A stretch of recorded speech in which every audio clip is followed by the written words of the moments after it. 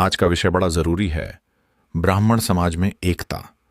लेकिन क्या वाकई आज हम उतने एकजुट हैं जितना हमें होना चाहिए? बिल्कुल नहीं। आज हम जातियों में बंटे हैं, संस्थाओं में उलझे हैं और सबसे ज्यादा अपने ही अहम में फंसे हैं। और दुख की बात यह है कि जब कोई ब्राह्मण आगे बढ़ता है तो उसका समर्थन करने के बजाय हम उसकी टांग खींचते हैं। हाँ, जैसे किसी की तरक्की से हम प्रेरित नहीं होते, बल्कि असुरक्षित महसूस करने लगते हैं। ये सोच ही हमें कमजोर बना रही है। लेकिन क्या ये हमारी परंपरा रही है? नहीं। हमारे अर्षियों ने तो परस्पर सम्मान और ज्ञान विनिमय को ही प्राथमिकता दी। और एक बात, आज के दौर में सिर्फ ज्ञान से काम नहीं चलेगा। संगठन की भी उतनी ही जरूरत है। बिल्कुल।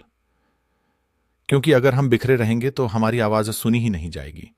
और यही कारण है कि समाज के दूसरे वर्ग नीति निर्धारण में हमसे आगे निकल गए हैं। तो क्या हमें भी सिर्फ राजनीति करनी चाहिए? नहीं, लेकिन संगठित होकर सही मंचों पर अपनी बात मजबूती से रखनी चाहिए। यही एकता का इतना असली अर्थ है। पर सवाल यह है, शुरुआत कहां से करें? शुरुआत आत्मचिंतन से। पहले अपने अंदर झांकें। क्या मैं दूसरे ब्राह्मण के लिए सहायक हूं या आलोचक? और फिर छोटे स्तर पर मिलकर काम शुरू करें। मोहल्ले, जिलों या संस्थाओं के स्तर पर एकता के प्रयास हों। हाँ, और ऐसे प्रयासों में केवल बड़े नेता नहीं, आम लोग भी जुड़ें।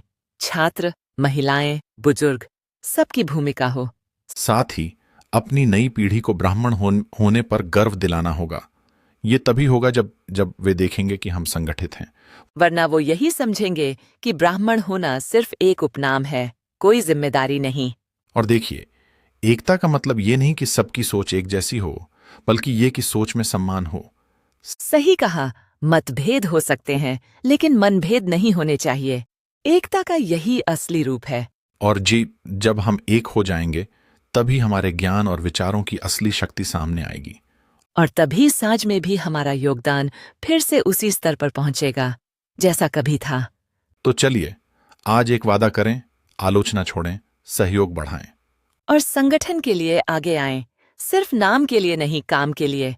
क्योंकि जब ब्राह्मण एक होगा, तभी समाज मजबूत होगा और तब देश को भी बल मिलेगा। यही है सनातन ब्राह्मण की सच्ची भावना। और यही है हमारी अगली पीढ़ी के लिए सबसे बड़ा उपहार। धन्यवाद। जुड़े रहिए, जागिए, एकजुट होइए। जय ब्राह्मण समाज, जय भारत।